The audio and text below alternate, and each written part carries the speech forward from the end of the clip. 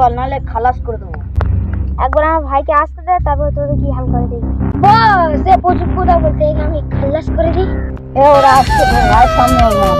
হ্যাঁ, মুজাফফর এই কথাটা ঠিক বলেছে, ওর ভাইয়ের কাছে 5 লক্ষ টাকা পায়। বস আর তো সহ্য করে গেল না, ওর ভাই এখন আছে, ওকে খালাস করে দিই। হ্যাঁ, সেটাই ভালো হবে, ওকে খালাস করে দিই। ওকে খালাস করে দিই।